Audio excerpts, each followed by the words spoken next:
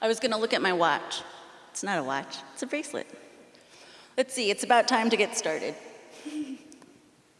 Good afternoon, everyone. Thank you all for coming. This is a really good mic here, sound system. I like it.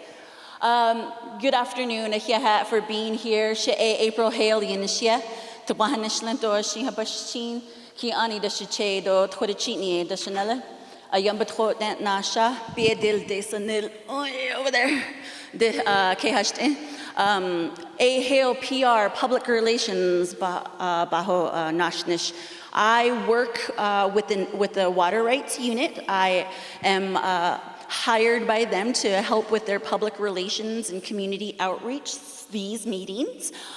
We are doing a lot of community education, public and community education on Navajo water rights. Part of my colleagues on the PR team are Kyle Myers back there and Eunice So right here. Thank you so much and for all your hard work on these meetings. I want to thank you all for being here, for coming to your chapter to learn more about Navajo water rights and the Arizona settlements on the upper and lower basins of the Colorado River and the Little Colorado River. The purpose of this meeting, before I get into the purpose of this meeting, I would like to ask Miss Angela Cody to come up here and maybe provide us with a prayer. Is that with a prayer and some welcome remarks? And then we'll jump right into the purpose of the meeting, and then I will introduce our presenters. Here you go. Thank you, Shaway April. Yat kwa nahonit lonigito sheyam Angie Cody when shigedo na Cody na anslon chishabashin trabahadashe. Doki ani da Chinle do zilantade inasha ako kwa Leupp etra ke hast akodi. Just want to say thank you for Navajo Nation Water Rights Department to come out and brief us and educate us on the water settlement. Although we have our land use plan committee members that I want to acknowledge. Tsinnajinnie, she's on the land use plan committee here locally, a subcommittee of the chapter, and then I did see Mr. Raymond Thompson. The chapter do on hitch sendo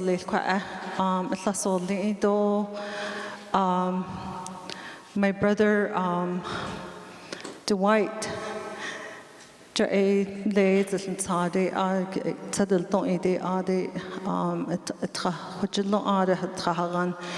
want to acknowledge my aunt, Louise Benali. I see Earl. And Earl, can you come join me and open the meeting with a prayer? And then Earl, so, he's a part of him is from this community. So she's made it to our meeting. Nana.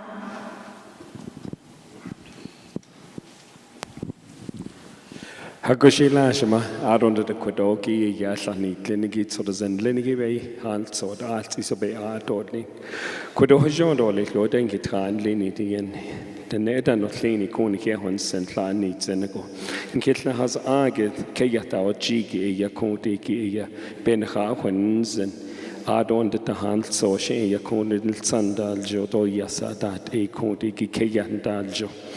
But not in Lingo, Gay Yakumban, how to Tintin, Lenigi Dishin, Lenigio. Hand saw the Ayakon kit and Lini, Bispehosen, Lindo, Adon the Aya, hate echo the Ayakon, Giban, hat Enigi, Code, lay, one has Adi, Gay Patahan, and Lindo, Adon the Ayakon, Gay hand, so she united kit what Lonigito. But not in Lingo, Ayakon. Dahadit Atlandle, Adon the Tayapanach and Lingo Ecodi Ginkahan, Nadan Lindordil, Ado dan tsade ki koding git neng kahagi to kodoki e yabel bagan le wagonda des to yat e ho yen le wadi yahando da ladon da konsulagi tosa krag adi yat e ho ikena betni do le ado be bede da hod longo do hon benal loshin da hod to e to yat e ho e kodiki Yet none of the Lido, you cannot have in Lido, the Ladon, the Condon, where the Tahidan Lini Conha, Chenadan Lini, the Quishin Lat, Ego Eyabalash, like Yatash Chin, the Conke, Wait and Lenko. And he got a Nana Kahagit, the Condigi, Han, so the Ipapap, Paraconates and Lido, the Ladon, the Taia, Han, so she ultra the Lado Banan, she the Yosenigit, this Chin, the two. Here la eya nitsen hardly eya ikon anki etagel kito anki etanahuit apenachin lenigi kudo eya kiche hojonas lin lindole hojonas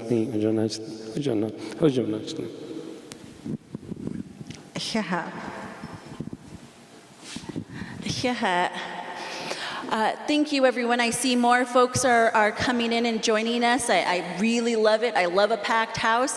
If you haven't signed in already, please do so. There are plenty of handouts in the back. If you haven't already grabbed some, please do that as well. It's super helpful as Mac and Dwight are giving their presentation. You can follow along with those handouts. The cool thing about them is they have some maps on them, so it's helpful to follow along. As I mentioned, my name is April Hale, and I'm a part of the public relations team helping with all of these public education meetings, as well as our entire public education campaign around Navajo water rights and the proposed settlements in Arizona. So we are doing a number of public outreach, including these meetings. We are also scheduling radio forums, so you should be hearing some advertisements on KTNN about an upcoming radio forum. We are also posting a lot on the Navajo Nation Water Rights Commission's Facebook page as well as Instagram. And you can always check out the Commission's website for more information. But we'll talk more about that as we get through the slides, but I do want to start the meeting. Hold on one second.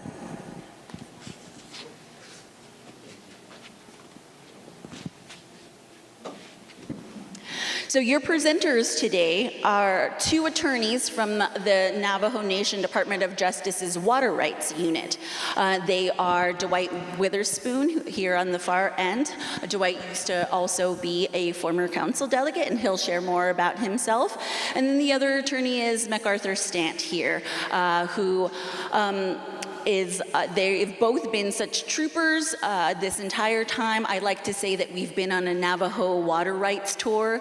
We've hit several communities already. We started in Winderock and went to Ganado. After that, we were in Chinle. Earlier this week, we were in Kayenta and Tuba City.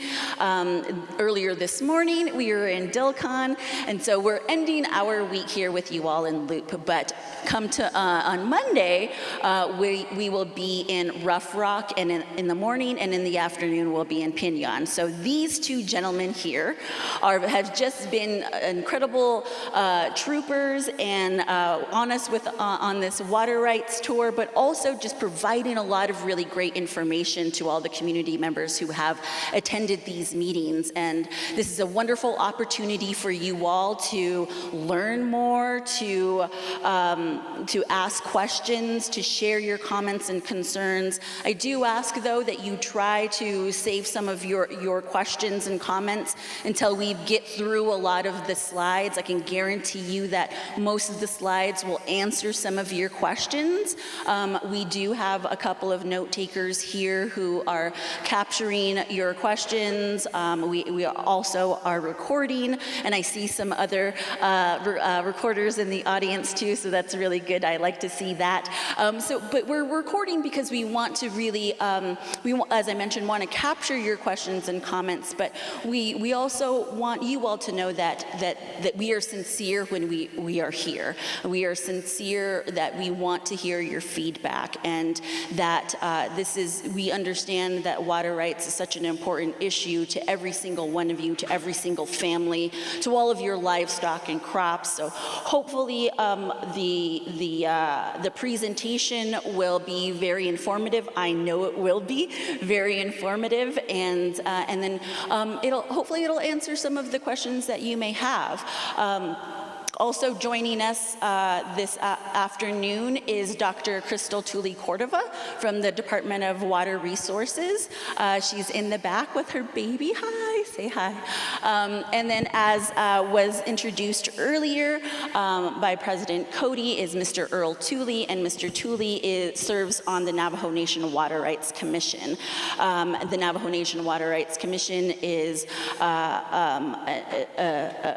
an organization, a commission really for you, for the community, and we do want you to be as involved as you possibly can be. The commission holds monthly meetings every the second Wednesday of every month at 1 p.m. They don't really get a great turnout, so this is an invitation to you all. It is virtual, so go to the commission's website, find the login information, the meeting information, and please join us on that second Wednesday of the month. All right, so without further ado, I'm going to toss it on over. We'll start with Mac here, who will start the presentation. Oh, there you go. Yat MacArthur Stant. My clan is Tsinnajinnie, and I'm born for the Hawaiian people. So it's fun to think of a Hawaiian and a Navajo finding each other. Hello. I'm not used to using a mic, but thank you. So my father came out here and served a Christian mission, and so he learned Navajo. But as a child, I didn't understand, and I wasn't given the opportunity to learn Navajo. So I would love to be able to speak Navajo more, but I won't be able to. But I'm grateful that I'm here, grateful to be able to work for the nation and be a part of this. Thank you for being here and coming. So let me give this to Dwight. Forgive me, I gotta remember to say Witherspoon. I knew Dwight from law school, so I didn't know that he was a delegate for the council at one time. So I gotta remember that it's nicer to call him Mr. Witherspoon. Mac and I have a real good friendship. I met MacArthur Stant, call him Mac, in the Pre-Law Summer Institute back in 2019 in Albuquerque. He was the teacher assistant for a 2-month program where the American Indian Law Center hired 4 professors to come teach students, to give them a practice experience for what it's like to be in law school. And Mac was a teacher assistant for one of the professors. And he went to the University of New Mexico, and then after a year transferred to ASU. Well, I did. I followed him. I went 1 year at University of New Mexico, and then I transferred to ASU. He started with the Navajo Nation Department of Justice, worked in the Human Services Governmental Unit. Guess what? That's where I started. I worked in the Navajo Nation Human Services Governmental Unit as an attorney, and he transferred to the Water Rights Unit. Guess what? Last October, I transferred to the Water Rights Unit. So he is my great friend, and I appreciate getting to present with him today. Yat she Dwight Witherspoon yenishat doli dene Tsinnajinnie nishle. Base bach ahnie bashachin but ahnie dashache and skarache dashanali. Settle don I do kitlana denasha agit ahi na nish to ina denebazar bosh ah. I am greatly honored to be here today and to be able to be presenting to you on one of the topics that both Mac and I really are committed to. trying to advocate for the Navajo Nation. Part of the Navajo Nation's water rights unit is to obtain water rights for the nation and to protect water rights for the nation. And we're blessed to be given that opportunity to advocate on behalf of the nation in this regard. The Navajo Nation, when I started in October, I really learned that they're involved in a lot of water rights currently. I learned that my calendar from October was already booked into January, that the Water Rights Unit was meeting from representatives from Utah. They were meeting with representatives on New Mexico. They were meeting with representatives in Arizona. And so I'm going to briefly tell you a little bit about what we're engaged in. We're going to talk a little bit about our presentation. And so our presentation is here about Arizona water rights.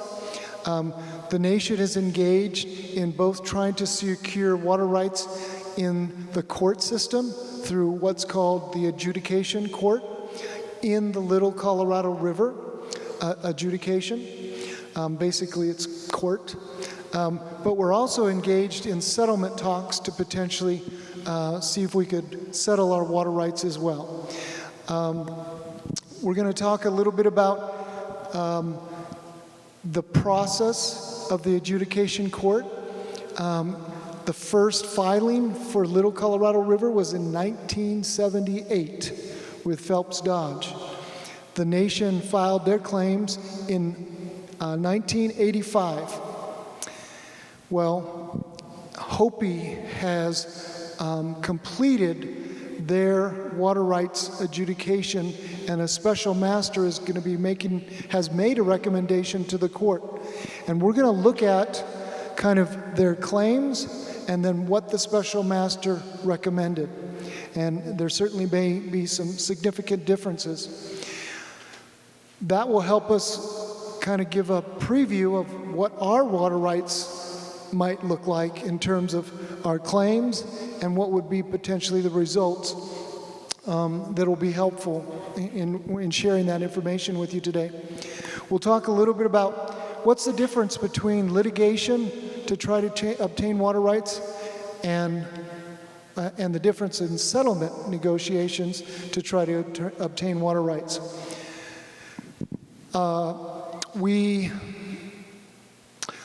We're engaged in 2 water rights settlements in New Mexico right now. In the Rio San Jose Basin, in the Rio Perco Basin, we're almost finished at being able to get on paper with agreement from the different parties, which include Acoma and Laguna in that basin and region, something that we can then take to the Navajo Nation Council. We're also engaged in the Zuni Basin for a possible settlement that we can introduce to the Navajo Nation Council. And so that's occurring right now. In Utah, there is the settlement agreement that occurred several years ago, and they obtained essentially a quantification for 81,000 acre-feet. In Utah, even though you have the settlement for the nation for Utah water rights, it has to go through, the settlement has to be taken to the court. And we'll explain a little bit more about this concept of the McCarran Amendment. And the McCarran Amendment says that you basically decree water rights in each and individual state. And so in Utah, even though we have a settlement agreement for Navajo, all the other parties have to also say, okay, this property is going to be able to get this much water rights. This property is going to be able to get this much water rights. And that takes a lot of time. And so they're having to go through that adjudication process to be able to then implement those water rights.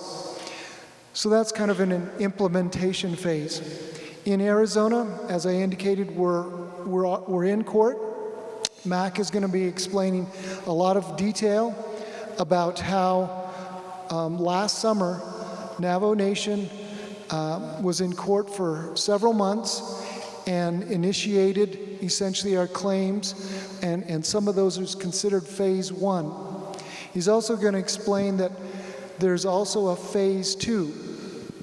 And so securing water rights is not for just past and present use, but it also includes future use. And so Mac will be explaining a little bit about how the nation was engaged in asserting those claims in the Little Colorado River basin. So let me, I guess Mac has the, we're going to go to this slide. The green is the upper basin for the Colorado River. It starts up in Wyoming, certainly includes Colorado, Utah, part of New Mexico, but there's a small portion there in green in Arizona that's on the Navajo Nation. And that's a part of the upper basin. The yellow certainly includes most of Arizona, part of New Mexico, part of Utah, part of Nevada, and part of California. And that's the lower basin. In 1922, there was a compact between the upper basin and the lower basin. And they allocated the river based on half going to the upper basin, half going to the lower basin. And so they chose a year that there was a lot of water. And so they allocated 7.5 million acre feet to the upper basin and 7.5 million acre feet to the lower basin. Well, the Colorado River goes all the way down to Mexico as well. And so Mexico was supposed to also get 1.5 million acre feet. The upper basin divided their allocation by percentage. And so they have, for New Mexico, 11.25% out of that 7.5 million acre feet, Wyoming 14, Colorado 51.75, Utah 23. But for Arizona, it's not by percentage, it's by a set amount, 50,000 acre feet. And that's for that small portion in Arizona. In the lower basin, Arizona's allocated 2.8 million acre feet, Nevada 4.6, California 4.6 million acre feet, and then Nevada's 300,000. The 2.8 million acre feet includes tribal water rights in Arizona. You want to go to the next slide? Highlighted here is certainly, we have in Colorado the San Juan River that comes and meets the Colorado River. Up there at the top, the river goes up into Utah, into Colorado, all the way up into Wyoming. The Little Colorado River certainly flows to the confluence and then into the main stem of the Colorado River. Next slide. On the left, it kind of identifies a little bit about some of the water sources. For groundwater, many of you might be familiar with, we have a Dakota aquifer. There's certainly the Navajo aquifer or the N aquifer. Much larger and across many of the southwest states is that sea aquifer or coconino aquifer, but certainly sometimes further down in depth. There's alluvial water that's certainly along washes, lakes, streams that many people are able to pump or get water from in windmills. Certainly we have springs, and there are also other aquifers as well. For surface water, the nation is looking at trying to secure water rights to the upper basin, the lower basin, and the Little Colorado River Basin. The upper basin has that 50,000 acre-feet apportionment. The Colorado River is federally managed by the Bureau of Reclamation. And so that is managed certainly by the Bureau. In the lower basin, it's also Colorado River water. And there's an allocation for the state of Arizona that's 2.8. That includes the nation's, our tribal water rights as well. In September of 1968, the Secretary of the Interior reserved some of that 2.8 million acre feet for water rights settlements. What's unknown is what is left to be able to potentially settle water rights, particularly with Navajo. In the Little Colorado River Basin, that is included within the lower basin, but it's something like a jurisdiction of water. And so when you think of a basin, where does the water flow? Some people might say, okay, if you're north of the Little Colorado River, the water flows south. If you're south of the Little Colorado River, it flows north. Typically, it might not be in all cases, but certainly the Little Colorado River Basin starts over in the Apache County, certainly up in the mountains, even in New Mexico, and those waters flow here towards the north, certainly across the Navajo Nation, and eventually to the confluence and into the main stem of the Colorado River. Before the water gets into the main stem, the water is considered state-managed water rights. And so that is state water. The Colorado River is considered federal waters. And so some of the legal cases about trying to obtain water rights became a little bit of a conflict. Which court do you go to be able to secure your water rights? Do you go to federal court? Do you go to state court? And so there's an amendment that was made called the McCarran Amendment. And the McCarran Amendment said that we will let the state courts adjudicate either state or federal reserved water rights. And so that amendment said that in the states, water rights will be settled. And so we don't go to the federal courts to do that. You go into the state courts to secure water rights. And that goes for federal reserved lands. And so those federal reserved lands might be a military base. They might be for a federal parks, national monument, might be certainly for a national U.S. Forest Service lands. It might be for a tribe's reservation.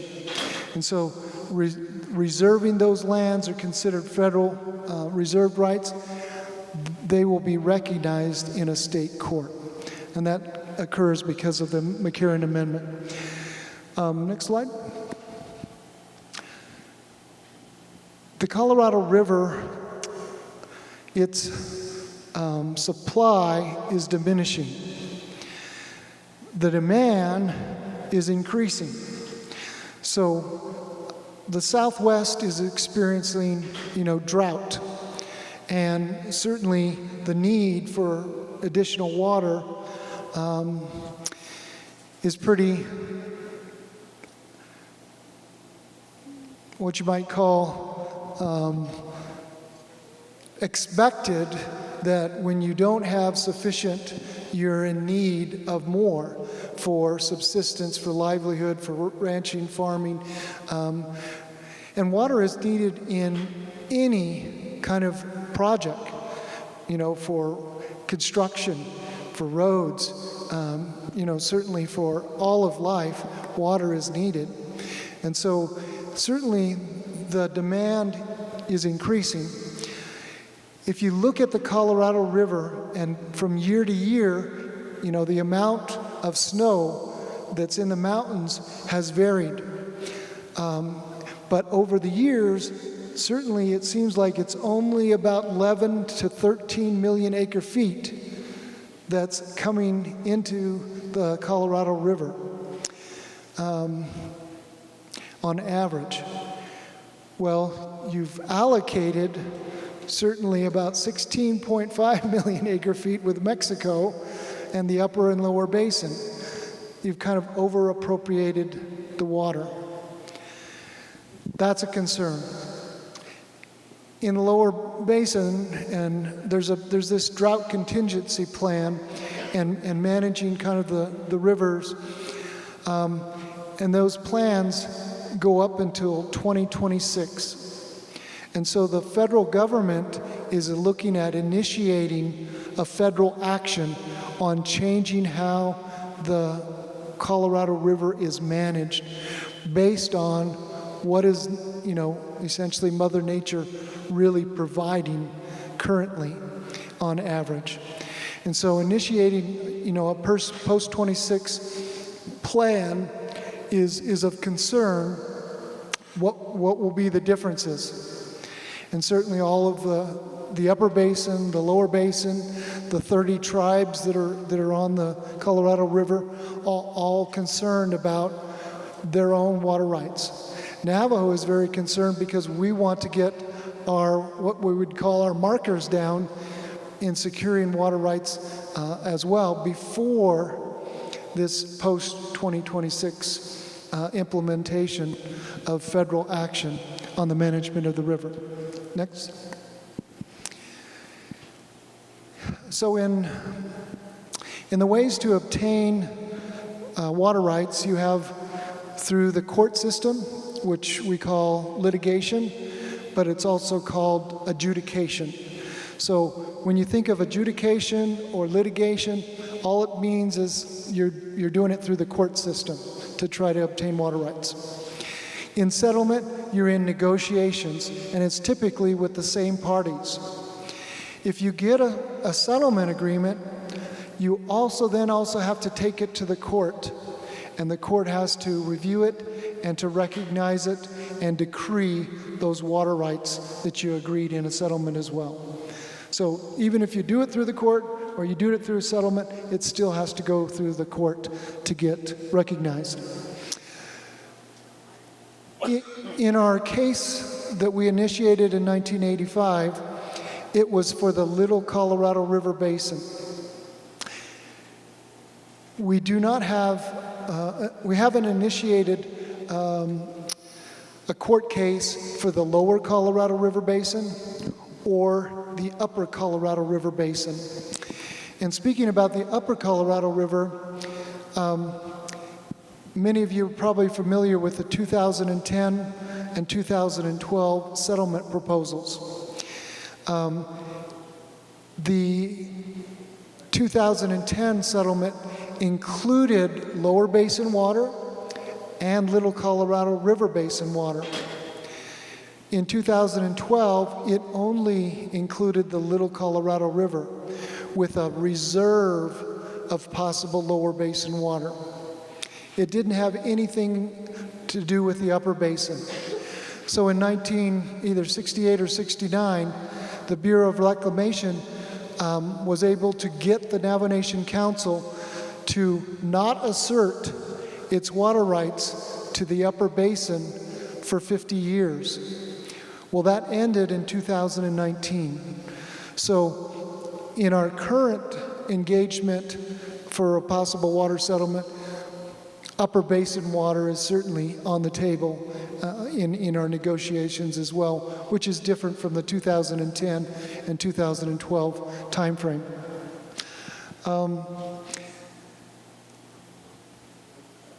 Next.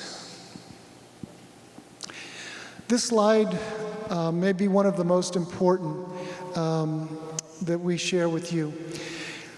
There's differences between litigation and settlement. And this first concept on the left here is about based on minimal need. So in court cases, you have Supreme Court cases that provide guidance and precedent, which you have to kind of follow by those opinions. In state Supreme Court, sometimes in appellate court, but at the state level Supreme Court, they also provide guidance. And over the years, certainly there has been a reference in one of the Supreme Courts to the concept of basic minimal need for reserving the water rights for federally reserved lands. Well, our concern is about, in litigation, you have a different party that gets to argue the other side and say, well, that concept of basic minimum need means you only need the basic amount of water. In our viewpoint, basic minimal need refers to a standard that has to be met for a permanent homeland, which involves current, past, and future water rights for the Navajo Nation. And you get to argue that, and you get to argue on that concept or that point, and you do it in a court adjudication process. After you've provided all your witnesses, your evidence, your documents, you've done briefs on both sides, you've done your oral arguments, then a special master who listens and oversees all that testimony and evidence is going to make a recommendation to the court on the amount. And they'll recommend, okay, for this water source, this is the quantified amount that we recommend. For this water source, this is the quantified amount we recommend for this source. For this water source, we recommend this quantified amount for this water source. And it's taken to the court. The court can certainly review it, and if they have concerns or questions, they might request more documentation or hearing on or briefs, and if they accept it, then they will decree and recognize those rights. That's a paper water right. It says, okay, Navajo Nation, you have this much quantified water rights, and from this source, this much from this source, and this much from this source. It doesn't provide for any infrastructure or funding. This system is an adversarial system. So use the example of the Hopi. The Hopi tribe initiated their claims, and there are 33 other parties, and so Hopi says, we believe that we were essentially first and from time immemorial, and certainly this is how much we claim, and there's different categories, and they have to bring testimony and witnesses and evidence to try to prove that up. Well, the other parties, Navajo was one of the objectors to say, no, no, no, and this is why we say no, no, no, and try to provide, evidence and challenge their witnesses and evidence and stuff, but also the other parties. And so it's kind of an adversarial system that's created through the court system. This is lengthy. It started in 1978. Navajo did its first phase through the court last summer.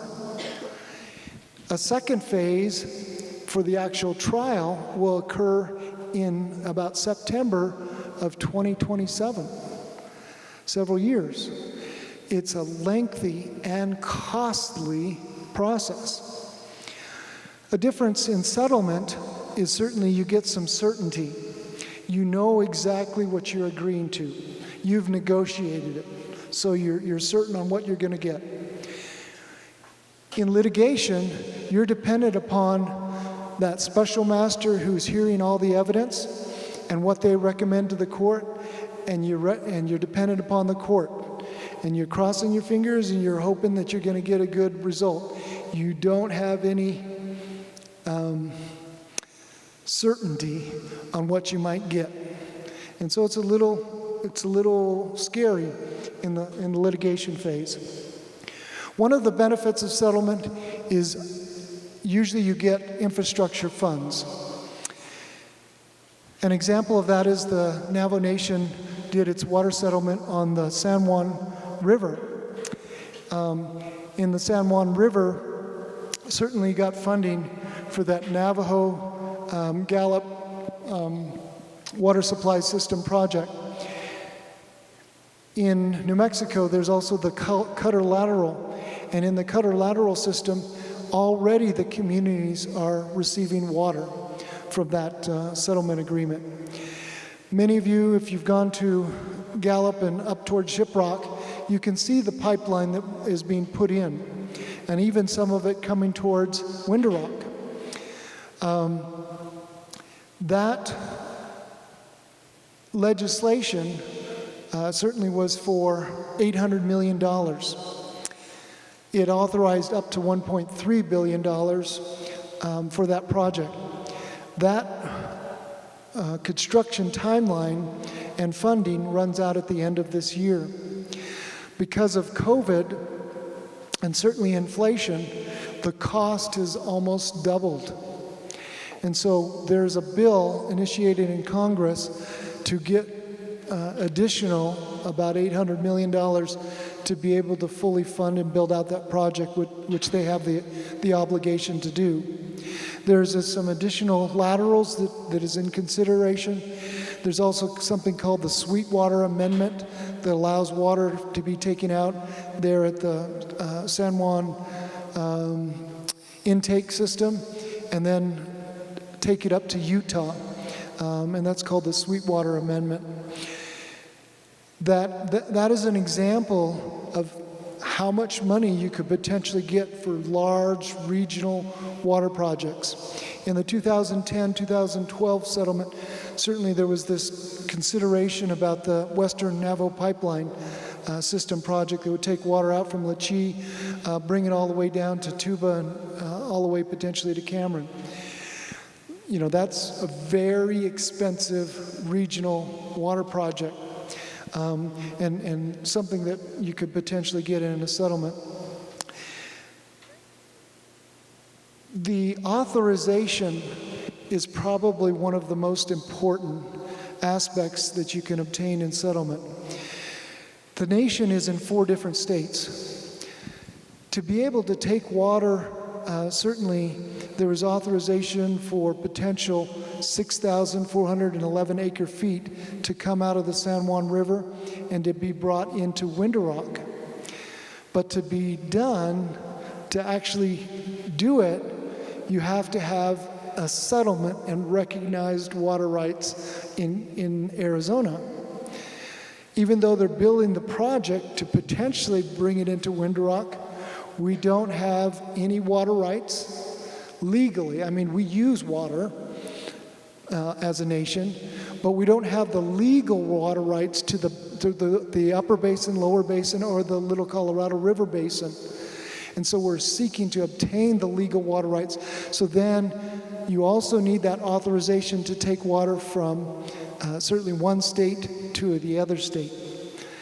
To take water from the upper basin to the lower basin. Because one of the laws of the river that you learn in law school is it's against the law of the river to take water from one basin to the other basin. Because you have certainly a recognition of the upper basin and a recognition of the lower basin. Well, the nation is in both. And so we need authorization to be able to take water from upper basin to lower basin. An example is that Navajo Western Pipeline. Well, Leupp is in the upper basin. Certainly to bring water down to Tuba City or to Cameron, which is in the lower basin, you need federal authorization or congressional approval to do that. So that's one of the most important things on this slide that is a pro for settlement. In litigation, the special master and the judges, they don't have any authorization or authority to allow water to come from New Mexico through the Navajo Gallup water system project to come into Arizona. They don't have any authorization to be able to let water come from the upper basin to the lower basin. that has to come through Congress, and usually through a settlement. Now, certainly, a settlement you negotiate, even though in the court system it's usually with the same parties. In an adversarial system, you're negotiating at the same table with the same parties, trying to compromise and come up with an agreement. So these are some of the things that we keep in mind, and we're engaged in both. The nation is engaged in both. We're trying to obtain our water rights through the court system in the Little Colorado River adjudication, and we're trying to obtain water rights through the settlement process.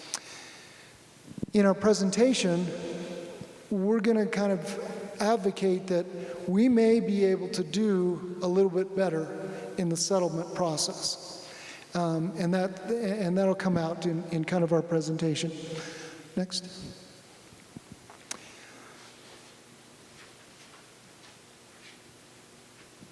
The stream adjudication is a judicial proceeding to be able to determine the nature and extent and the relative priority of water rights in Arizona.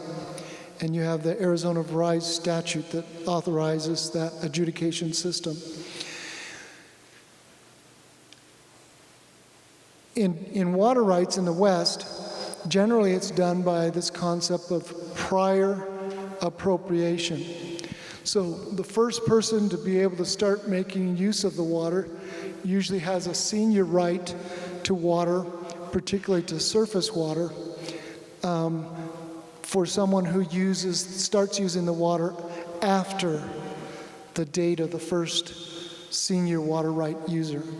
So if there's a not sufficient amount of water, the senior water right user who started putting the water use first has senior priority over a junior user. So they need to get their surface water right first. It's a little different for tribes. Certainly your water priority date, even if you haven't put the water to use, is based on an implied reserved water right. And that's based on the Winters case. And it means that there's an implied reserve of water for those reserved federal lands. And certainly for a reservation, it's for a permanent homeland. All right, I'm going to turn the presentation over to Mac, who's going to talk a little bit in depth about this court litigation we're engaged in. I'll try to do a better job with holding the mic. I'm not really used to talking with a microphone. So, about the last 20 to 30 minutes, what Mr. Witherspoon has been speaking about is amazingly important, legally speaking, when it comes to water rights. And I've been listening to him for several presentations now, but it just hit me now of how much information has just been shared with you. A huge amount of information has been shared with you, huge. And so it's the analogy that I've been given, it's kind of like you've been hit with a fire hydrant just right in your face, which is a good analogy because that's water. We're talking about water here. But it's just, I mean, you've just been hit with a huge amount of information, legally speaking. So I'm going to also try to help out as well. A few things that he said that I'll touch on again and again as well is the concept is we use water. We do use water for many different uses. And we'll talk about that because that's a part of this adjudication. I will also say litigation, and that means court. So those three words are similar. Litigation, adjudication, court. Keep those together. It's the same idea. And that is one way for the Navajo Nation to get water rights in the state of Arizona. Now again, we use water. We've been using water time immemorial. There are no doubts that the Navajo people have been using water. People can't remember not having Navajos use water. However, when it comes to the law, this is a painful subject. Because according to the law, which is set up by the other sovereigns of this country, the federal government, and for us, the state of Arizona, there's a different type, not just use, but title. And that's what Mr. Witherspoon has already mentioned. This is about getting the title of the water, which means we have more rights. It's literally called rights. And with our rights, that means we can do things. Because sometimes it is hard, right? Why is it if we can use water, why is it that so many of our members have to haul water? Because we don't have those rights yet. And beyond those rights, the infrastructure to get the water to our Navajo people, our Diné people. So this is all a part of that. Now, how do we get water rights in the state of Arizona? We've already mentioned there's two ways. This is, I'm just going to call it court from now on, but it also means adjudication, litigation, court. We can use court. That's a court case. This will happen. You've been seeing a couple of slides that talked about the advantages and the disadvantages of court and settlement. One of the disadvantages of settlement, it might not work. We've experienced that, right? Multiple times. Mr. Witherspoon has said that we, the Navajo Nation, are being engaged in both court. So this one, we had no choice. The state of Arizona said, you're involved, no choice. So it will come to an end if nothing else happens. If nothing else happens, if there is not a settlement, this will happen. So the other option is the settlement. So there are huge advantages. And as I look at you, and I work for the Department of Justice for the Navajo Nation, and as an attorney, that means attorneys have clients. I am talking to you, my clients. As an attorney, you're supposed to be there for the best interest of your clients. So I am telling you, in the work that we do, for the best interest of the Diné, for our nation, and for you as clients, settlement is the advantage. For the rights to get now, and for the water development after those rights as well. Because I'm sure you have a lot of questions, and a lot of those questions are going to be directly connected with water development. That's very important, because that's been happening for hundreds of years. But legal rights, it's crazy, okay? That it is the year 2024. The state of Arizona has been around for a long time, but the nation has been around so much longer than the state of Arizona. And that the Navajo Nation has no water rights in Arizona, though we've been using water since time immemorial. Where people will say, yeah, they've been using it as long as we can remember. That's what that means. If you ask the other people, like, oh yes, the Navajo have been using the water for time immemorial. We can't remember them not using it, but we don't have water rights. So for us to get water rights, which allows us to do other things, legally speaking, court or settlement. Now, we'll talk about this more. I'm grateful to be here with you today. So, in 1978, for many of us, I see a few people here, and I don't think you were around in 1978, but there's only a few of you who weren't around in 1978. But the most of us here, 78 was a different lifetime, yes? Yeah, I was a lot thinner. I missed that. I missed that a lot. I was a little boy. I was a little boy running around, having fun. No front teeth, right? This started and is my life, meaning our lives. Our whole life has happened around this. 1978, as Mr. Witherspoon has mentioned, Phillips Dodge Corporation was the first party to say, we think we have rights to the Little Colorado River water.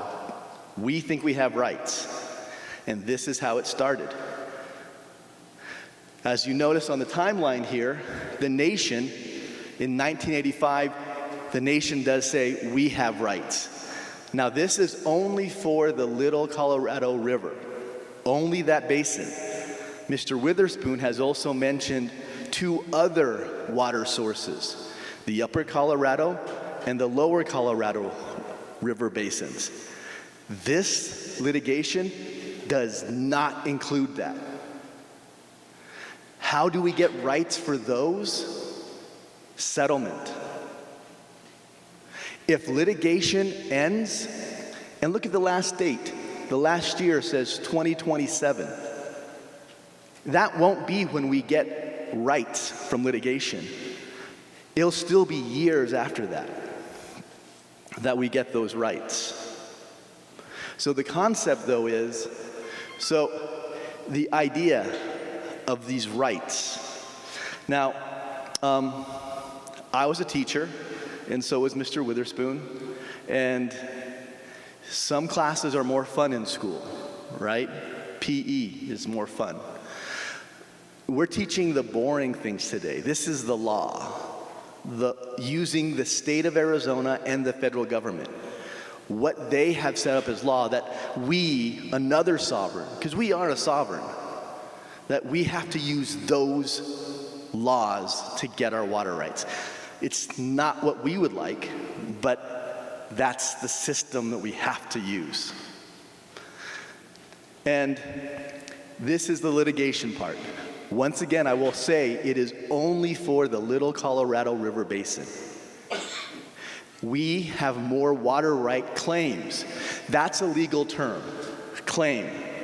We, the Navajo Nation, claim we have this much water that should be considered our title, our title. This will only be for the Little Colorado River. Now, Mr. Witherspoon has mentioned what we call the McCarran Amendment. This has to do with a conflict with tribes and with federal water rights.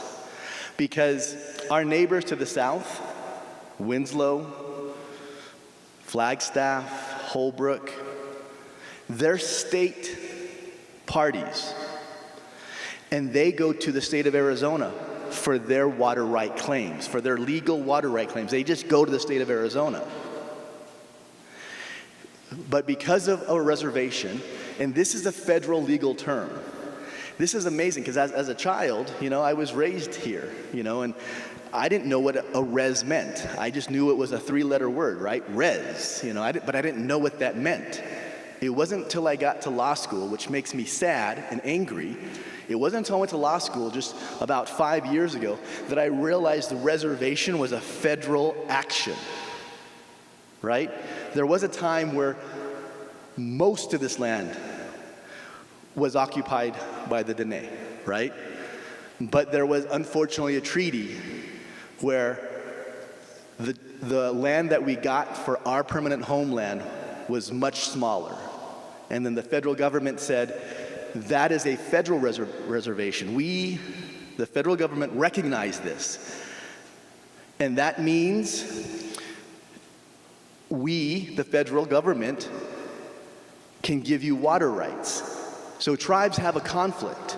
They have the federal government through federal reserved water rights that are connected with our reservations.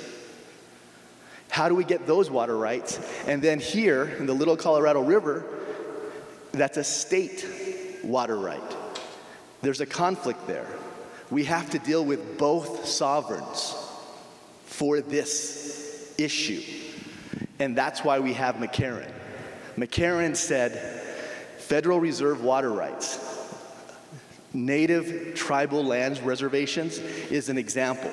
Mr. Witherspoon said there are other reservations. For instance, the federal government has military bases. Those are also considered federal reservations, where the federal government is the trustee, right? I mean, this is our land, but still, we have a trustee, the United States, who has often done a poor job as our trustee. Now, let me go back one step. Last year around this same time, and it's nice to see, and I'm gonna put her on the spot, but Commissioner Joelynn Ashley has just come in the room. It's about a year ago, she was in Washington, D.C.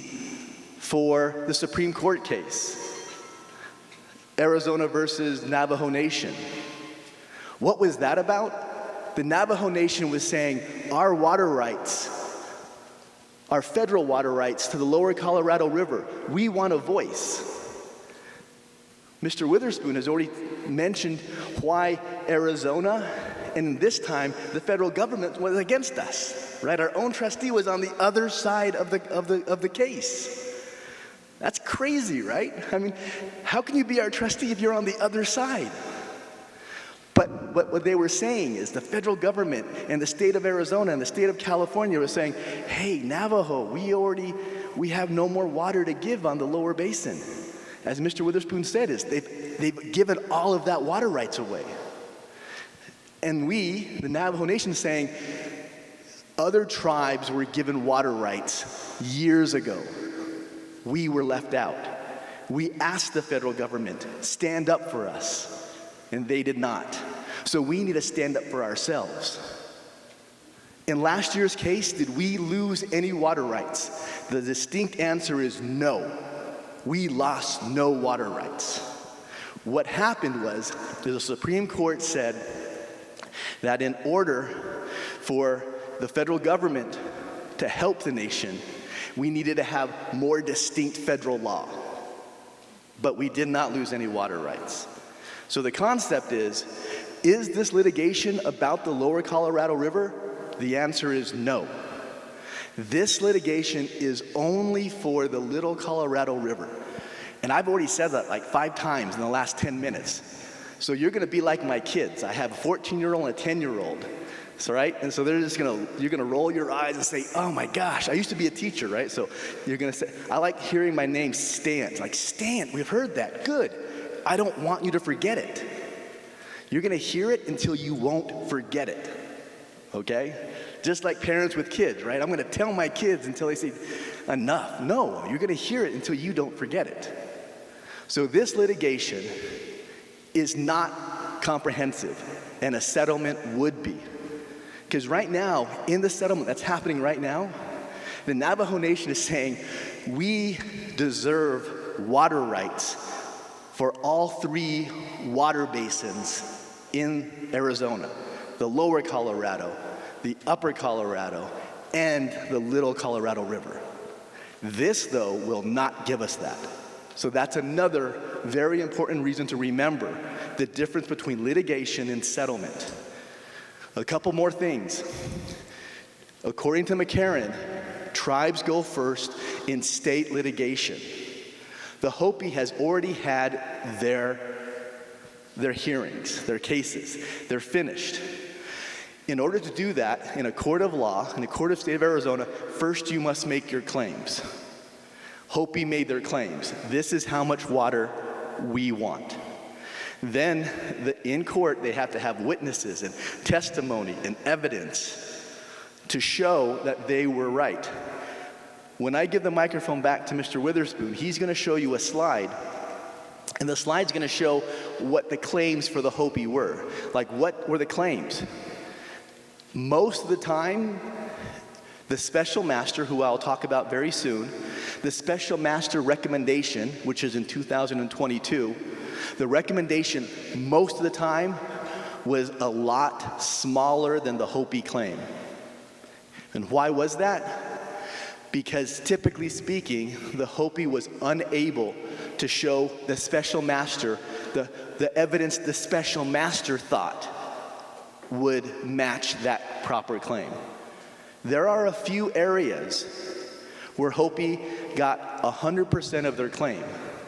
And that's more likely than not because Hopi was able to show the evidence that we do use that water in the past, in the present, and for the future.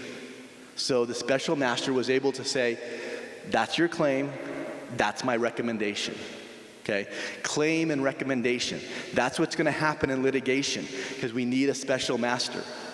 I'm going to talk to you about some details about last year from April to August when we had our hearings and what we had to do and what we're trying to do.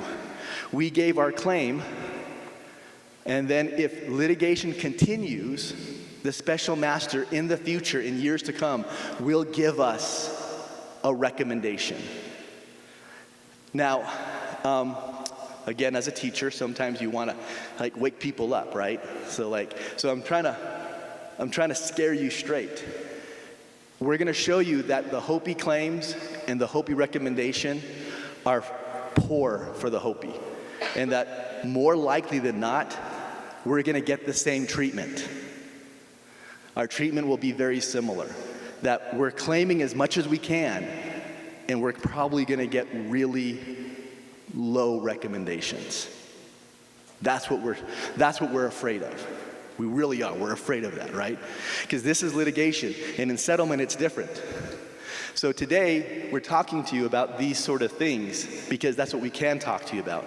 Both of these are happening at the exact same time. I'm going to show you a couple of maps and lists that deal with the Little Colorado River.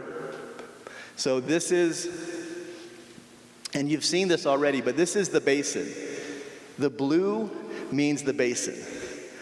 And in the northern section, that is the Navajo Nation. The northern section of the Little Colorado River basin is the nation.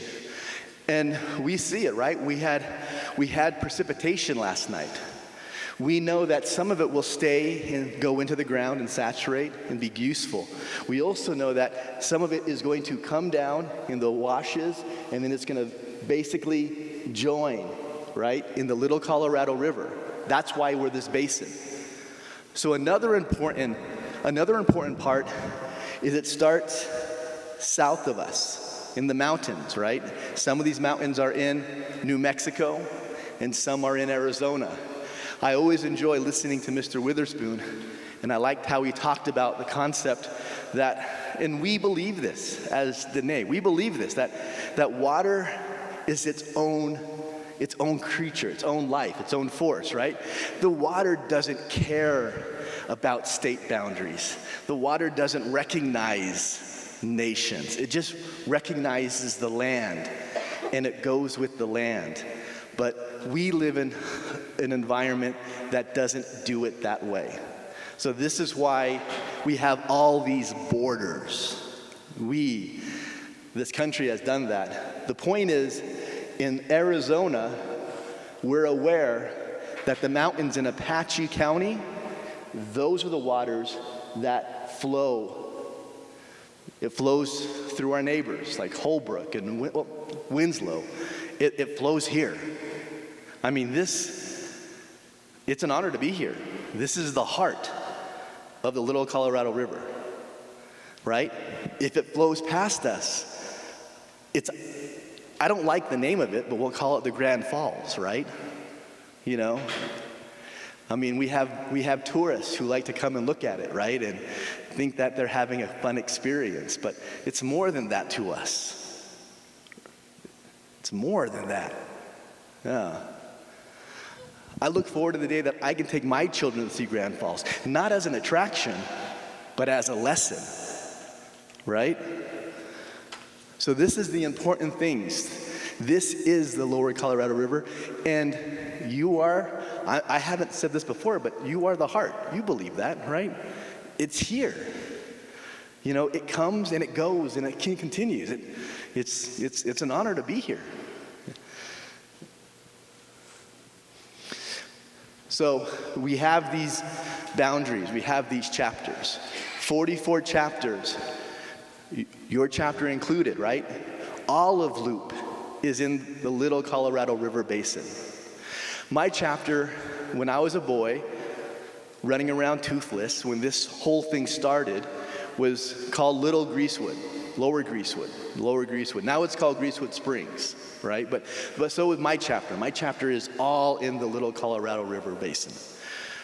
So some of these chapters are completely in, some of these chapters are partially in. But the fact is all of these chapters are who we're representing for the Navajo water rights in Arizona for the Little Colorado River. I've had to say all of that. That's too much, but this is only for that case. Okay, so then another map of those same chapters that I just showed you. So we will not spend much time, but please take the photos and I'll give you a minute or two. But I know it's hard to see where you're sitting, but all the names of the chapters are here, okay? They're all here, and here's where we're at right now, Leupp.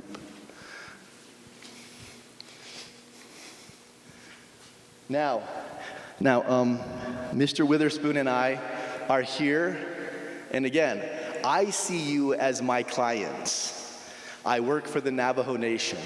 You are the Navajo Nation. My legal advice is that settlement is better than litigation because these are the parties to the litigation. And we have 34 mentioned. We have our neighbors to the south, Flagstaff, Winslow, Holbrook, St. John's, Show Low. We also have the ranchers to the south, okay? Because they also are making claims, right? This is the law. And as the law, for water you make a claim. For water you make a claim. But for the state adjudication, tribes are first. Hopi went before us, and we are next. Now, the next slide is supposed to give you an idea. Right now, what is happening is the settlement. And this is the parties who are settling, who are having negotiations. And for this settlement negotiations, the Navajo Nation is working to get water rights for the lower Colorado River Basin, for the upper Colorado River Basin, and for the little Colorado River Basin. So for those three basins, settlement can do that. Litigation cannot. Okay? So you might be thinking, well, that does not make sense. Why can one say 34 and the other one say 9? And that is because the smaller towns off the reservation, Holbrook, Winslow, they come together and they're our LCR coalition. The ranchers join them as well. So like a town like Holbrook, where I went to high school, and my guess is some of you went to Winslow, right? So I like coming to Leupp because we're rivals. I like it. Bulldogs and Roadrunners. And in a couple of weeks, we got hopefully state playoffs, right? You know, I will. This is me taking a detour real quick, but I was surprised. Winslow beat Holbrook 2 times this year. I'm like, wow, good for Winslow. You know, like we'll see what happens in the playoffs pretty soon. But let's go back to what I want to be here for. Okay? So a lot of these are small enough where they thought if we come together, we'll have a bigger voice in the settlement. And so that's why there's only 9. But that makes it a better settlement. Because during the litigation, and let's talk about it a little bit more, I am recommending that settlement is better for the Navajo Nation. And the reason is the litigation is a judicial proceeding. It is court. And it's not like the TV shows, and it's not like the movies. Those are more exciting. It is, like Mr. Witherspoon has said, it is lengthy and it is complicated. So what happens is you have a court where you don't even have a judge. You have what we call a special master. And I will talk about that pretty soon, but it is like that process where you must collect evidence, and it is hard to do. Because we know that we use the water. We make our water claim. This is the water we use. But then the special master, the court, is saying, prove it, show us, prove it. Where are the documents? Where are the records? And we're like, oh, it's not always like that. It's not always like that. We just know. Well, then show it, prove it to us. That is not in settlement, okay? In settlement, they'll listen to us more. But in litigation, we have to collect the evidence. We have to find the witnesses who will testify. And then during the litigation, when we call a witness for the Navajo Nation, and after we're done asking them questions to show that we use this water, then all of the other parties get to also question the same witness. And of course, they're trying to make our witness look wrong.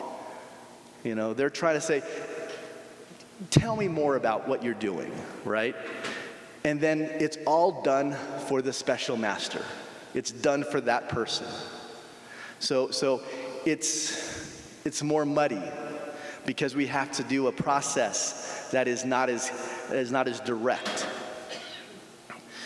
So it could be in Apache County because that's where a lot of the water comes from. But it's in Maricopa County because a lot of the parties are in that capital of Phoenix. And I've mentioned special master. For the settlement, the parties negotiate directly with each other. Now I want, again, this is about the litigation. The litigation has a special master. Her name is Sherry Zundry. And she was assigned to be the special master in March of 2023. And here is what she does. And it's a lot like a judge. It's a lot like a judge. She's not a judge. She works for the state of Arizona, and she's been assigned by the state of Arizona. And she presides over the court proceedings, similar to a judge, but not a judge. She will listen to the opening statements, the witness testimony, the closing arguments. She will also read the reports, because we have a lot of reports. Not only the Navajo Nation, but all the other parties are constantly writing reports. We call them briefs, but reports and information about the claims, about the evidence. And it is a lot.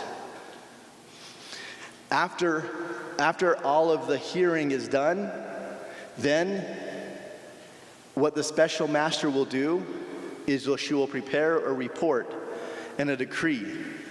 A decree is another legal term, and Mr. Witherspoon has mentioned it already. A decree means the award of water rights from the court. A decree is the award of water rights from a court. And that's what happens. So no matter what, if we use litigation, we will get a decree from an Arizona state court for our water rights, our title to water. In settlement, it will also happen that way too. In using settlement, there will be a decree where the Arizona state court will award the Navajo Nation title to water rights. In a settlement, it'll be for the three. In litigation, it is for the one. So as your legal counsel, my recommendation is to use settlement. Okay, general adjudication The Navajo Nation has given claims as to how much water the nation believes it should have a right to. Then there's briefs and reports to give to the special master for their persuasion. We want to persuade the special master to believe our claim. Again, pretty soon Dwight will show you a slide that shows the Hopi claims and the Hopi decrees.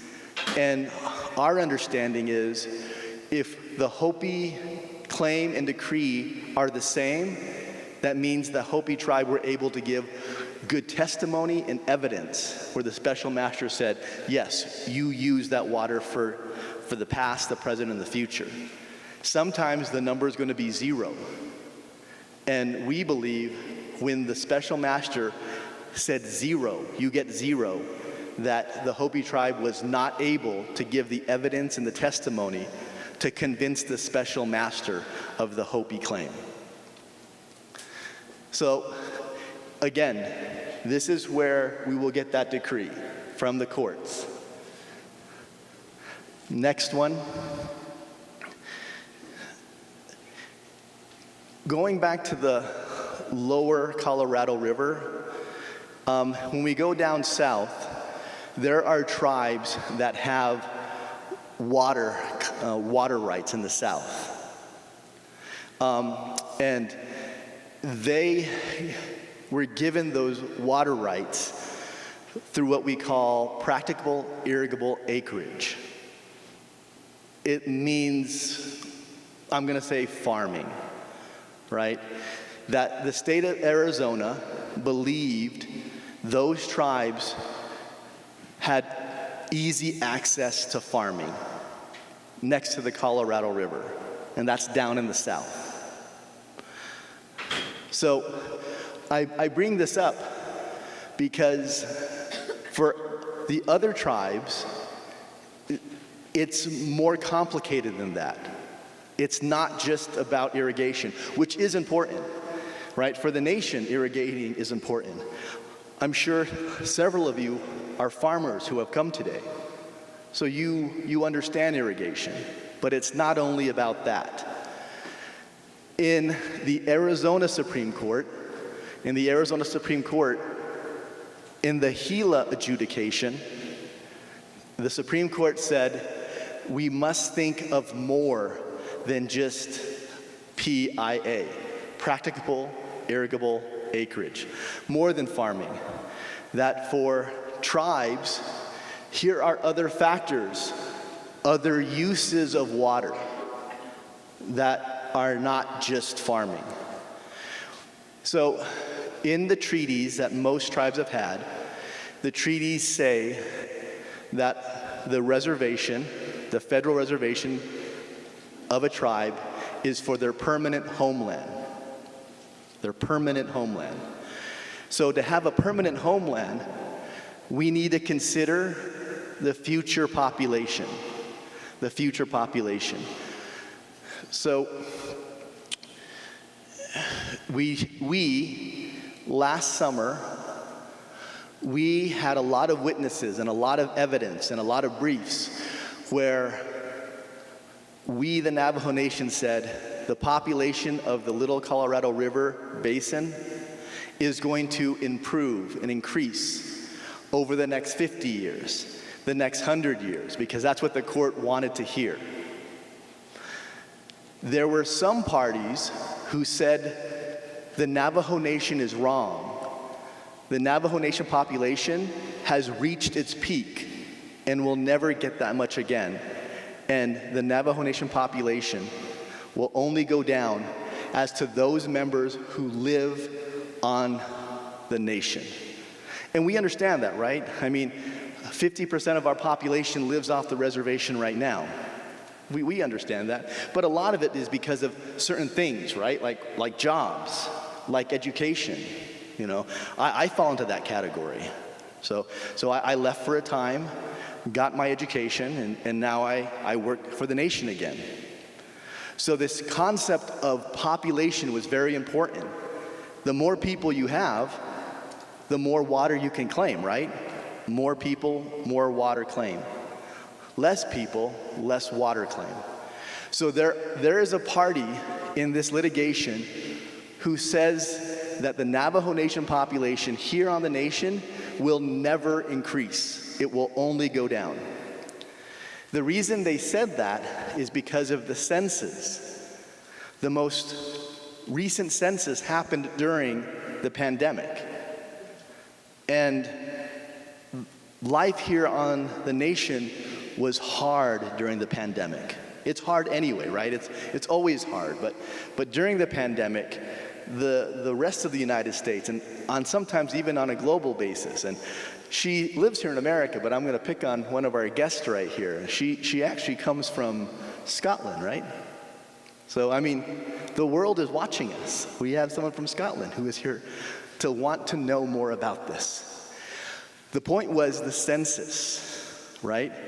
So, the census during the pandemic and the previous census has our population going down.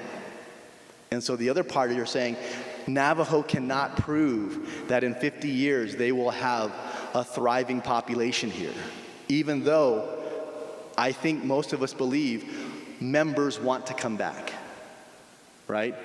But we need help. We need the resources to come back. For the census, I'm going to give an example. So we see these mailboxes over here, right? If you go off the reservation, most addresses are for a home, correct?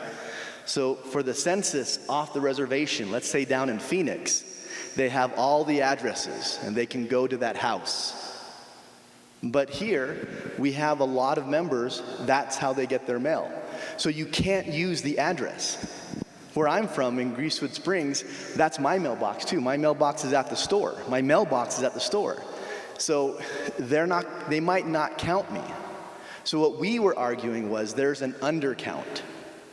And we were trying to show that special master, the nation believes in 50 years we will have a much larger population than now. And in 100 years, it will even get bigger than that. And we'll show you the claims in a couple more slides.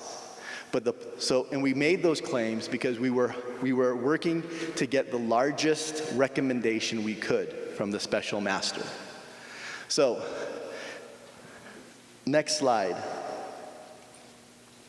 I've already mentioned on it a little bit, but the Navajo Nation had witnesses. The current president, President Nygren, he was a witness. The previous president was a witness. We had council delegates who were witnesses. We had chapter leaders. We had division directors from the Navajo Nation government. We had academics who were saying, I'm getting my education. I want to come back. I will come back. We did many things to try and show that our water claims were valid and that they should be recommended by the special master. But it is very difficult because the level in which we have to prove this and show this is very high. And we have all of those other parties. Anytime we called a witness, so we had President Nygren, and he answered the questions from our attorneys. And then about another group of 8 to 10 attorneys took their turn, one after each other, talking to the president, asking the president questions to try to prove and show to the special master that the president didn't know that the population would grow in the future, that we're working to have a stronger nation in the future, and that our water claims in this court case were good claims. We also had hydrologists to talk about the water. As we know from here, right? This is a source for the Little Colorado. When it rains, when it snows, that water eventually gets to the Little Colorado, eventually gets to the Colorado River. A hydrologist was showing that information. A demographer was the experts that were trying to talk about the population. I hope this is meaningful because as I say it, I understand it might not be easy to listen to. And so it's just the nature of this information. But it was very important to this phase one. So once again, I'll try to hurry up a bit. Recommending that settlement is better. And I'll just read this part. In litigation, legal counsel from each party try to persuade the special master. Okay? So it's not a clean and direct form of communication. We work hard to try to convince the special master. That special master will write a report. The special master is supposed to be someone who's neutral, who's not aware of all the other things that are happening. Settlement, though, the parties can do direct negotiation. We can talk about those who are also from here and have concerns and maybe understand our situation a bit better, maybe. A few more slides, and then we'll be done talking about specifically the court, which is the litigation of the Little Colorado River, and then we'll break it out to a more broad area as well. So thank you for your patience. Thank you very much. For phase one, the hearings were from April to August, basically the entire summer, to call witnesses, to have them give testimony.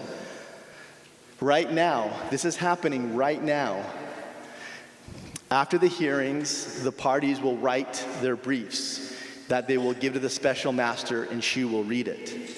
The first one has already been written, and they were due on November of last year. They were the initial briefs. That meant the idea was each party had the opportunity to say, this is Navajo's water claims. Navajo said, this is why we feel we are correct.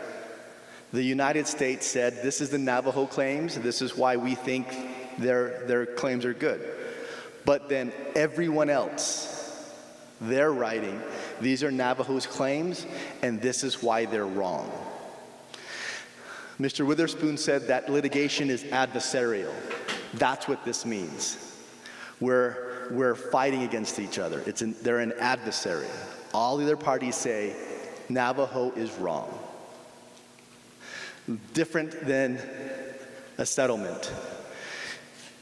So the second part of the briefs are next week Friday. They're due. They're due next week Friday. Today is Friday. A week from today. A week from today, they are due. This second level, this response briefs, the Navajo Nation has read all the briefs from all the other parties, and now the Navajo Nation is saying, for instance, the city of Flagstaff said we were wrong. We're going to tell you why they're wrong and we're right. So all of the parties are doing that. So all the other parties are writing and saying, Navajo says they're right. This is why they're wrong. It's adversarial again. Those will all be sent next week Friday to the special master. Then in March, there'll be one more brief, only written by the Navajo Nation and the United States. And it's the Navajo Nation's last time to say, here are our claims, here's why we're right. So that's the concept there. Closing arguments will be in April. They will happen. The hearings were broadcast online from the Maricopa County website, on the court website. You'll be able to watch the closing arguments if you want to. It's in person as well. It'll all be down in Maricopa County, down in Phoenix, the Maricopa County courthouses, but it'll also be online. You can watch it. And what's going to happen is the Navajo Nation's going to give an argument and tell the special master, here are our claims, here's why we're right. The U.S. will also say, here's Navajo claims and here's why we support them. And then all the other parties are going to say, here's Navajo claims, here's why they're wrong. And that's adversarial. The same process is going to happen again. The same process. The claims for this phase 2, though, let's go over them. Again, we talked about Gila 5 in that for tribal water rights in the state of Arizona, it's just not PIA, practicable irrigable acreage. In our claims for phase 2, we will be trying to persuade the special master about the claim for our water use for cultural water use, unique tribal water uses, recreational, fish, wildlife and conservation, mining, heavy industry, commercial, and irrigation. So we are well involved in this too. As we've mentioned, settlement is happening now, as well as litigation. Arizona Department of Water Resources, they have a report, and it was released last year, and for a whole year, the parties, including the Navajo Nation, get to make comments about that. Then, right now, we're still working on the experts for these claims in phase 2. Those expert reports are due basically a year from now. Then we have discovery, the collecting of evidence. The evidence that we're going to use to make our claims, we will have to finish in February of 2027. Then the trial, well, this pretrial statement is the brief where we give our claims and explain our claims for these uses. Then the trial will begin in the year 2027. So again, this is only for the Little Colorado River, only for that. And this is state. Okay. I just have a couple more slides, and I'm going to have to. Do we have another outlet? Because my computer is low on battery. Up on the stage. How long is your That's not very long, but we can. Hopefully, Kyle will help us out. Anyway, let me finish up. So once more, and I will take very little time on this. That settlement is better for the Navajo Nation to get its water rights in the state of Arizona than litigation. A couple more slides, just to give you a brief idea, a brief understanding. So we're talking about water, and because we're talking about so much water here, and it's in some of your handouts as well, acre feet per year. So somewhat like a football field, that size, if that area was filled with a foot of water, that amount of water is what's equivalent to an acre foot, which is hundreds of thousands of gallons of water. 325,851 gallons of water.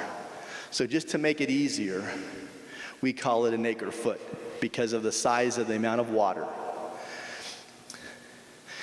When we also see the claims that Hopi made and the recommendation they got, and we see the Navajo claims, you're also going to see GPCD, gallons per capita per day. So this is a way that the state of Arizona looks at how much water maybe a city uses, like per person per day. Again, here's the math equation. Municipal is like a town or a chapter, so we can think of Leupp. So what is Leupp's water demand? How much water does Leupp need? We divide that by the population of Leupp. Then we divide that by 365 because that's the days in a year. And from that, we'll get these numbers, GPCD. So in 2017, Phoenix use about 236 gallons of water per person per day. That's an example. So this is just to give you an example so that when you see the claims from Navajo and Hopi, you might have a certain idea. So acre feet per year, huge amounts of water. And then GPCD is this idea of how much water we might need per person in a municipality, which is like a town, which is like Leupp. So I'm going to show you the claims that the Navajo Nation made in the first phase, and then I'll turn it over to Dwight, who will compare what happened with Hopi. Again, in order to make the claim of saying we, the nation, believe our population on the nation will increase, and in 50 years we will have 340,000 people. In 100 years we will have 447,000 people. More people, more water. And this is the claim that we made. So, in terms of GPCD, the claim is 178 gallons per day. Now, right now, we are not using even close to that, right? A lot of people who haul water aren't able to get up to that number. But the concept is if we had the infrastructure, if we had the ability to have access to water, it's not that we would waste water. In fact, we're told to be very smart with our water. But the concept is we would be grateful to have an opportunity to have more water, to be the permanent homeland that we want, to have the opportunities that water can bring. Water brings opportunities. So that's the concept of that number, of saying that, because the other parties were saying, Navajo doesn't need that because right now Navajo is using a small amount. They're not using this. And our argument was, it's because we don't have the access to that water. Give us access, and it's not about wasting, it's about opportunity. We want the opportunity that others in the state have had. We believe we deserve that opportunity. This is why we make this claim. And then, for the Little Colorado River Basin, our claim is 85,000 acre-feet per year for the Navajo Nation. Again, thank you for paying attention to this sometimes very difficult information, okay? So I'll be honest, my head hurts right now. And I do this every day, right? So thank you for listening. I'll move on to the next slide so Dwight can talk to you about this as well. Oh, I can. Let me go back, sorry. This last part on the slide is DCMI is for domestic, commercial, municipal, and industrial use as one of those categories that we're asserting water rights to, and that's what that amount is for. You can go to the next slide. So in this slide that we're showing here, Hopi has made their claim, and the special master has made a recommendation. So for domestic, commercial, municipal, and industrial use, the Hopi tribe made a claim for 9,322 acre-feet annually. The special master recommended only 3,069.3 acre-feet annually. For their stock pond claims, they made a claim for 3,576 acre-feet annually. The special master made a recommendation for 3,572 acre-feet.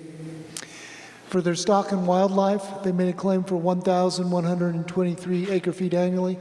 The special master recommended 824. For their agricultural or irrigation claim, they made a claim for 26,687 acre-feet. The special master recommended 18,898.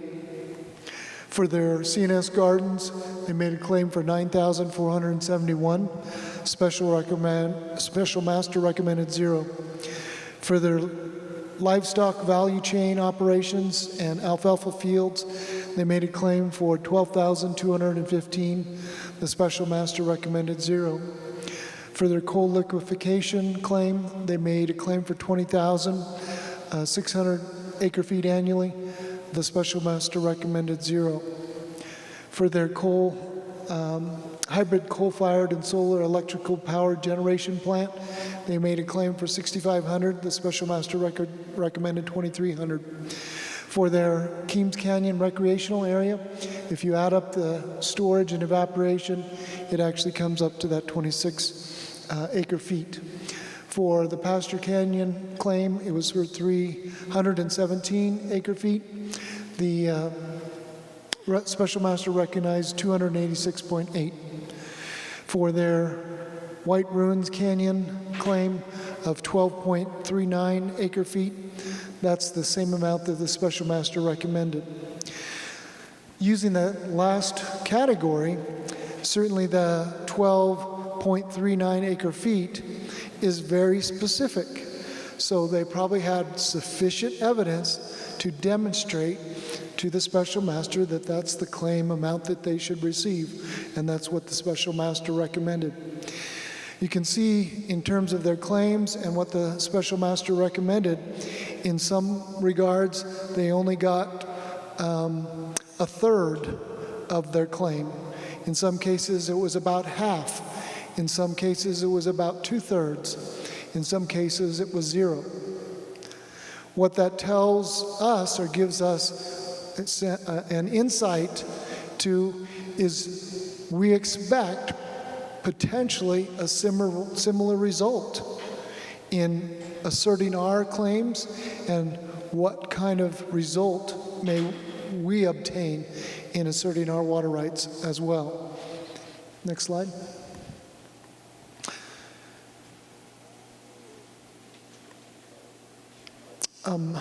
There was a slide that we had in a previous presentation that spoke about population, and Hopi had asserted a population number of, was it 59? Yes. So for population, they made it a claim for 59,000 acre-feet. The special master, I think, recommended only 29,000. So in terms of population, certainly they had a much lower population number. They had asserted that their membership would be about 52,000 members in 2110. The Flagstaff demographer said that the Hopi's population would only be about 18,855 or something like that. Well, that's what the special master accepted. And so that's why the recommendation for how much water for population for future needs was so low. That's one of our big concerns, is being able to show or prove potential growth in terms of population on the Navajo Nation. We know our nation is growing. We're over 400,000, but most of our population is off the reservation. So trying to prove and show that our on-reservation numbers are going to be large and that many people will come back is something that's a little difficult currently because of just the recent census. Okay. Yep.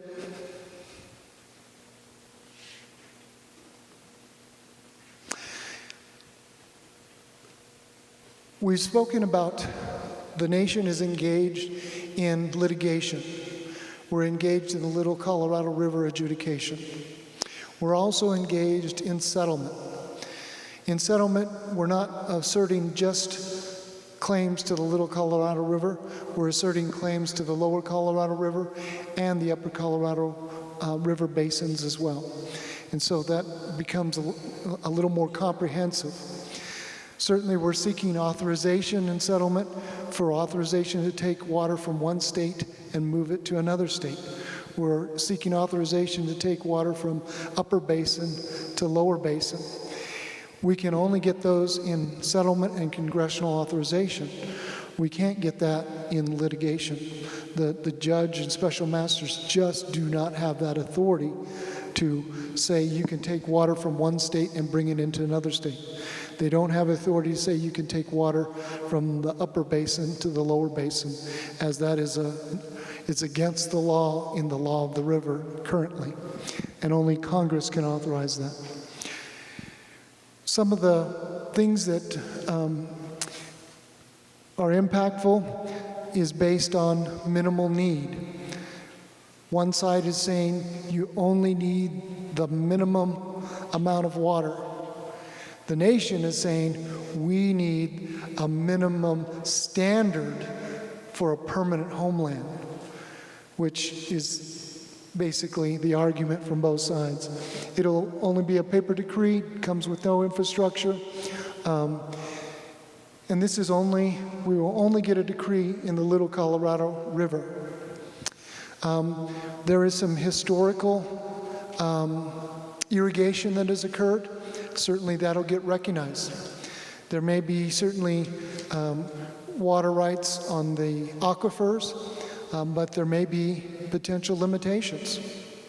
So there's some benefits, but there's also some concerns about what we would attain through litigation.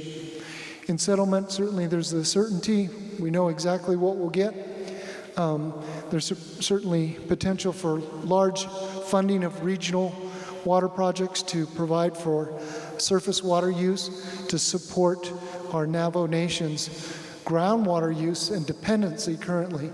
But in a number of our communities, we don't have sufficient water in some of the aquifers in some of our communities.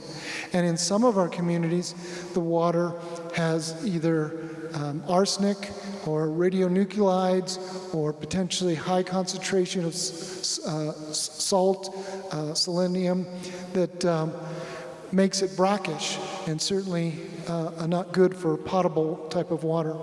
And so there's a need to be able to get access to additional surface water uses to tie in and back up and supply essentially good quality water across our 110 chapters. What's the next slide? This slide we really like because it provides in blue essentially the Navajo Tribal Utility Authority's water system, and it kind of spiders out to where communities have existing systems. On the right there in green, you have that Navajo Gallup water supply project that's coming out from there before you get to Shiprock, between Shiprock and Farmington, and it goes down all the way to Gallup, and there's a potential tie to come over to Winderock as well. We don't have the secured water rights to actually bring water into Arizona yet, but that system is being funded.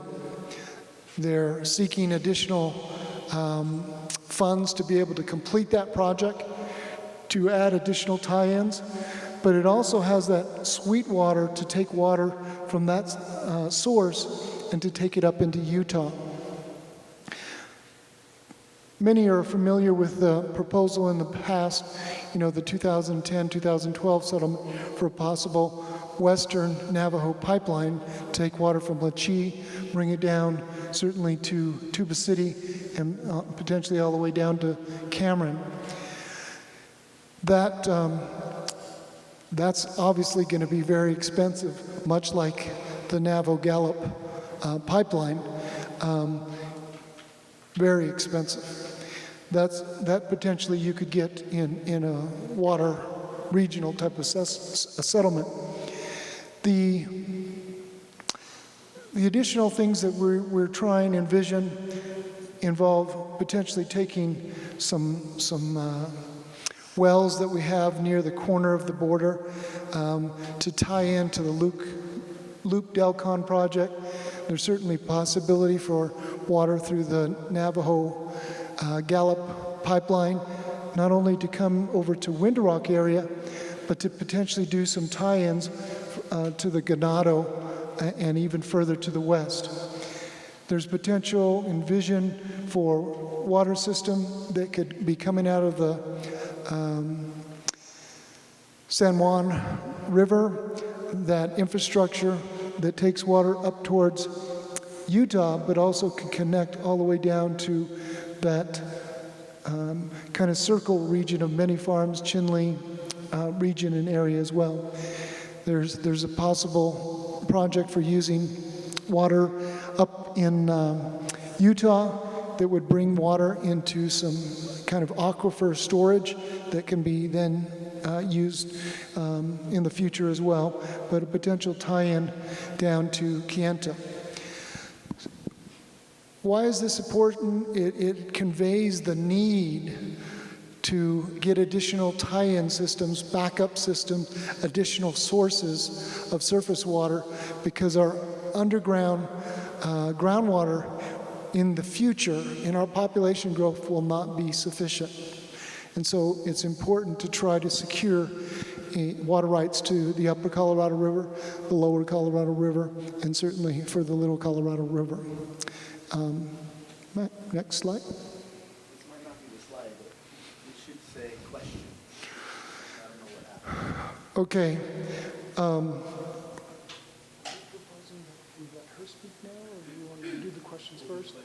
Okay. So we're going to be doing questions at this time, and we greatly appreciate your participation.